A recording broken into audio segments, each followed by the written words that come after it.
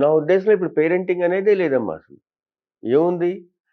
స్కూలుకెళ్తే teacher, ఇంటికొస్తే మరి ఫ father గూడా తండ్రేమో పనికెళ్ళిపోయుంటాడు. తల్లి కూడా ఏదో ఫ్రమ్ వర్క్ ఫ్రమ్ హోమ్ అనో లేతే ఏదో బయటికెళ్ళో ఒక పని చేస్తూ ఉద్యోగాలను. ఉంటుంది. మరేమో ఈ పిల్లలకి వాళ్ళెవరో ఇంట్లో పని చేసేవాళ్ళు ఎవరో భోజనాలవి పెడతారు. వాళ్ళేదో ఇంటర్నెట్‌లో మరొకటి చూసుకుంటూ ఉంటారు. లేకపోతే గేమ్స్‌కెళ్తే అక్కడ కోచ్ వాడేదో వాళ్ళు కూడా they have a lot of influence. కనుక తల్లిదండ్రుల ఇన్‌ఫ్లూయన్స్ అంటూ మరి పోయింది. ఆ జమానాయే లేదసలిప్పుడు నా ఉద్దేశంలో. కరెక్టే మీరు చెప్పింది. హ్మ్. ఎందుకంటే వీళ్ళతో ఉండే అవకాశం నేను ఏదసలు? 19, 7 వచ్చేదాకా కాఫీ తాగలేదు. రాత్రి 9 తర్వాత గడియారం చూడలేదు. మరిప్పుడు పిల్లలు ఇవి మీకు 12, తెలియనిదేముంది? హ్మ్. రాత్రి 12. 12 మా మనవరాలు పాపం దానికేదో డాన్స్ అవి ఉన్నాయి. రాత్రి 2:30కి ఫోను చేస్తుంది అక్కడి నుంచి, అమెరికా నుంచి. ఓకే. అది నేను మాట్లాడిన ఫస్ట్ పడుకో అన్నా సరే అది ఎలా ఉన్నావు తాత అంటుంది గానీ, అంటే ఒకటి పరిస్థితులు మారాయి గానీ, మొత్తం పేరెంటింగ్ తల్లిదండ్రుల వాళ్ళ కంట్రోల్ అనేది గానీ, వాళ్ళ ఇన్‌ఫ్లూయన్స్ అనేది గానీ చాలా తక్కువైపోయింది. కరెక్ట్. కరెక్ట్. అది మంచి దారి కదా! తప్పకుండా మంచిది కాదు. కానీ మరి అలా అయిపోయింది. మీ మీద మీ నాన్నగారిది కానీ, మీ అమ్మగారిది కానీ ప్రభావం ఎలా ఉండేది సార్ అంటే ఏం చెప్తారు? ఏం నేర్చుకున్నారు అంటే? ఏం నేర్చుకోలేదు అని అడగాలమ్మా.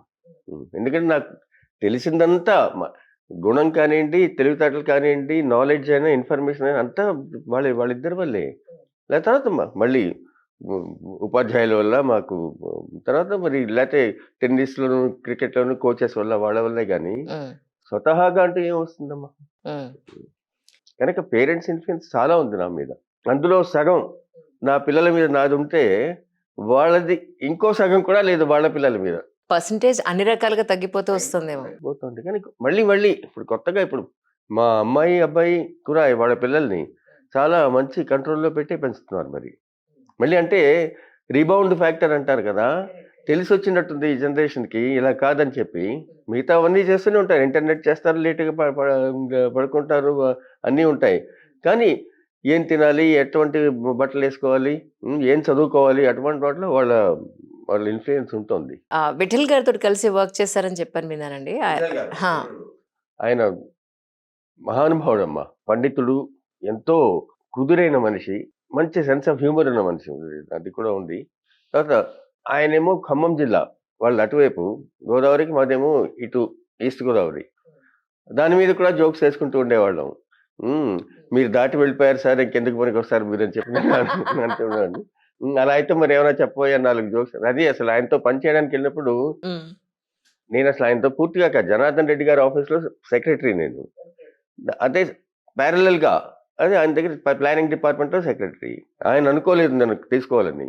ఇన్‌ఫాక్ట్ ఆయన గురించి ఇంకో జోక్ ఉంది. ఎవరో ఒక చీఫ్ సెక్రటరీ "ఫలానా వాడిని వేసుకుంటామని ఒక నోట్ పంపిస్తే, అయ్యా మాకు తెలివి తక్కువతనం ప్రాక్టీస్ చేస్తాం ఈ ఫైనాన్స్ డిపార్ట్మెంట్ కానీ, అది కావాలని చేసేది పుట్టుకతో వచ్చింది కాదని" చెప్పాను. అంటే మీరు చెప్పిన పేరు అటువంటి వాడిని. కానీ నేను నా గురించి ఏమనుకున్నాడు మొత్తానికి హి యాక్సెప్టెడ్ మీ. హ్మ్. కానీ ఒకటే కండిషన్.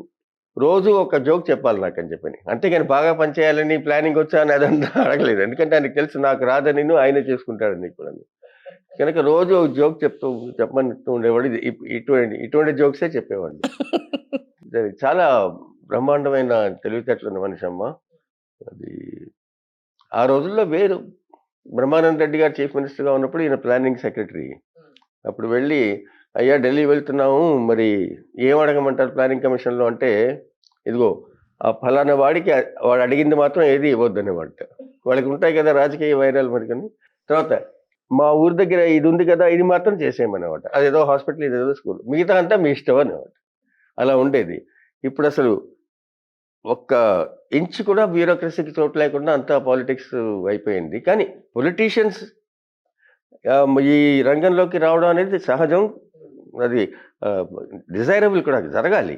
అమెరికాలో అసలు even police commissioners and judges are elected. డెమోక్రసీలో తప్పులేదు. హ్మ్.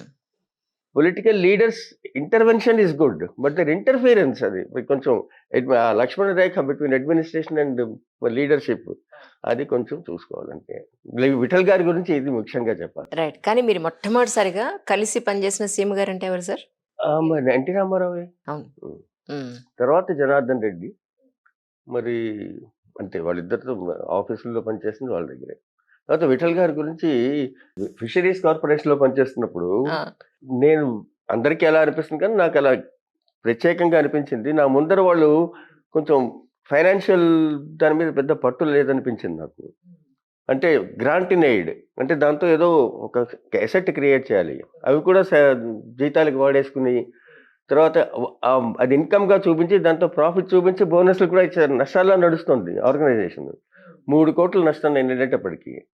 నేను స్టడీ చేసి అది ఎలా దాన్ని మెరుగుపరచాలని ఒక పథకం తయారు చేసి ఆయన దగ్గరికి వెళ్ళాను. హ్మ్. ఓ 45 నిమిషాలు మాట్లాడాను. ఓపికగా విన్నాడు. నేను సరేనయ్యా బావుంది. నీ 3,00,00,000 తీసుకొని బయలుదేరన్నాడు. హమ్మయ్య! అని బయలుదేరుతూ ఎందుకనిపించిందో వెనక్కి తిరిగి, సార్ మీరు బాధపడకండి. నేను I will put it to good use సద్వినియోగం చేస్తానన్నాను. అప్పుడు మళ్ళీ కూర్చోవయ్యా అని చెప్పి, డబ్బు తీసుకెళ్ళు ఇలాంటి కబుర్లు చెప్పకని చెప్పాడు. ఎందుకంటే ఆయనకి అనుభవంలో తెలుసు. ఎంత ఎంత కష్టపడినా సద్వినియోగం అనేది ప్రభుత్వంలో జరగదు. మోహన్ కందా వచ్చాడు, చెప్పాడు, నచ్చింది ఇచ్చానని తీసుకెళ్ళు గానీ, ఇలాంటి డోంట్ టెల్ మీ స్టోరీస్ అని చెప్పాడు. అది. ఏదో సినిమాలో చూపించినట్టు చేతిలో ఐస్ ముక్క పట్టుకుని ఇలా ఇలా ఇచ్చినట్టు కరిగిపోతుందంటారా? అంతేనా? అంతే కదమ్మా! అంతే కదమ్మా! చివరికి చివరికి వచ్చేటప్పటికి నీటి చుక్క మిగులుతుంది.